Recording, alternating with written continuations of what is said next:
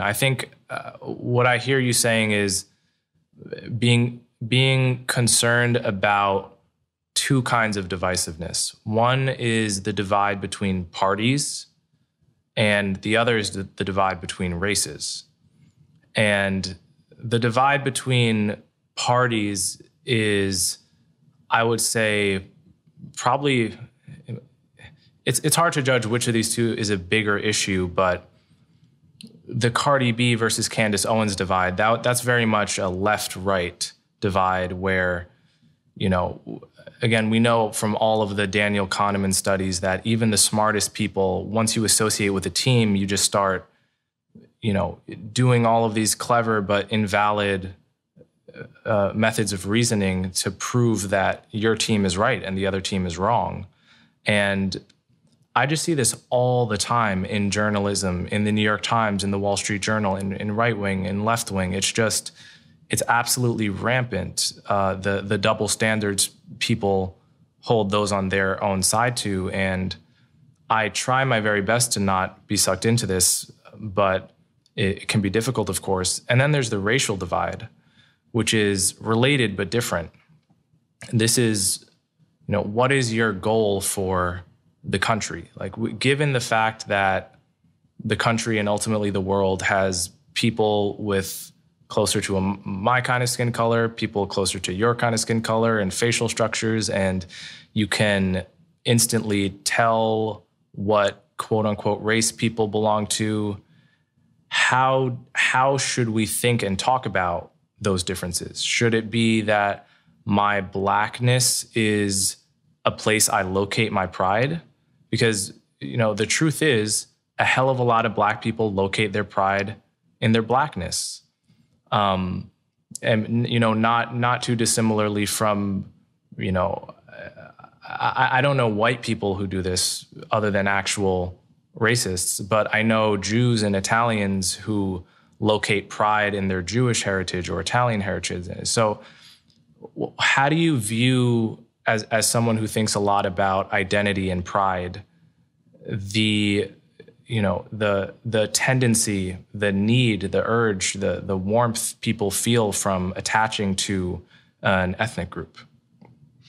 Yeah, so it is a very complicated question, and this is where you have to. It's easy to give a platitude to get people amped on one thing or the other, but the reality is this: there's a real name for the phenomenon. I forget what it is, but I call it the school of fish phenomenon. So if you go in the ocean and you see fish swim with their same kind of fish, it's always a school of the same kind of fish. And humans are the same. You find yourself drawn to people that look like you, came from where you came, whatever the case may be. You're actually more likely to rate somebody as likable if they share your same initials. So let that sink in. When I meet somebody that have the same initials as me, I'm more likely to feel warmly towards them. There's something about like, oh, we have this thing in common. Mm-hmm. And that is real. Now, I don't think it goes anywhere very interesting. So if I were going to hierarchically rank the things that I'm proud of, I would put that really, really low. Now, I happen to be fascinated by Japanese culture. As somebody who's in comic books, it's sort of inevitable that you find yourself very deep in that world because they're putting out some of the greatest stuff and have been for decades. And so having gone to Japan a couple times, suddenly you actually get what it means to have white be something that bonds you to somebody else. Because Japan does not fuck around. It is Japanese people, period. Yeah. Like the number of other ethnic groups is almost zero. So when you see a white person, it's like legitimately you're like, hey, so there's that moment of like, oh shit, like here's another, 1 in 6 million. And so there is that recognition of, oh wow, we have something in common, or we're both Americans, or whatever. And so that it is an organizing principle, and the human mind loves organizing principles. So to say that, it doesn't exist, or you're truly blind to color or whatever, that isn't real.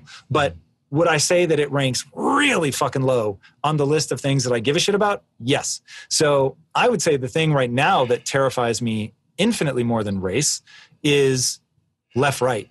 That divide, I feel for the first time in my life, feels like civil war is an option on the table.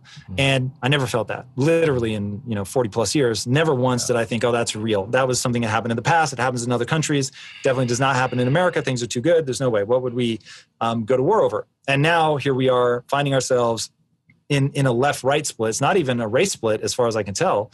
In a left-right split, really for the soul of the country. Now, it becomes, like you said, it becomes tempting to get drawn into, which side of this am I on?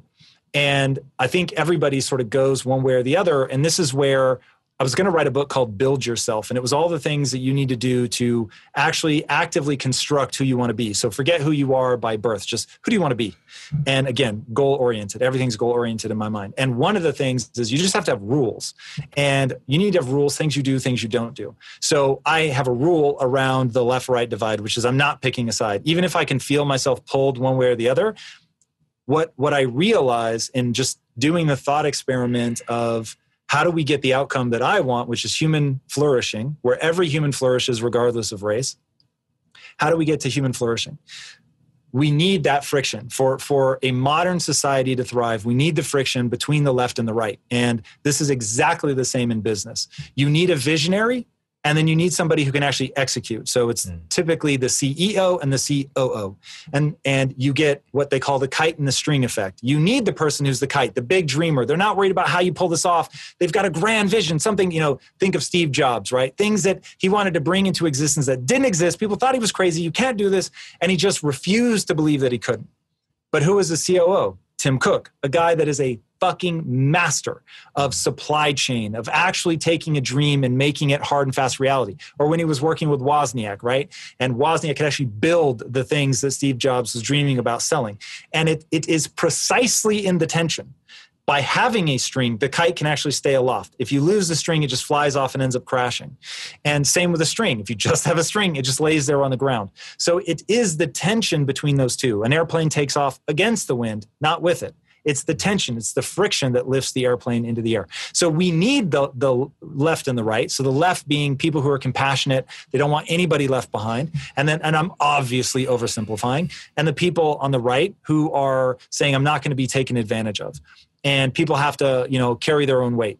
Both of those things are true. People really do have to carry their own weight. The human animal must rise up. It must take responsibility for itself if you want human thriving. So again, everything for me, goal-oriented, every word out of my mouth. So my goal, human flourishing. So for humans to flourish, we must, as a fluke of evolution, we must do hard things, carry our weight, push ourselves. We are designed to want to get better. And if you're not pushing yourself, you won't feel good about yourself when you're by yourself, which punchline for anybody who thinks that getting rich is going to solve your problems. It won't. It all comes down to how you feel about yourself when you're by yourself. So since I have a rule that I must acknowledge that it is the friction between these two things that is necessary, then it's like, well, how do we bring people together and closer to the middle? And that becomes my obsession, is how do you get people to acknowledge the worth of the other side, that the other side is needed, that they're a fucking human, that they have value. And even if you don't agree, we have to find a way to leverage each other to actually keep society stable.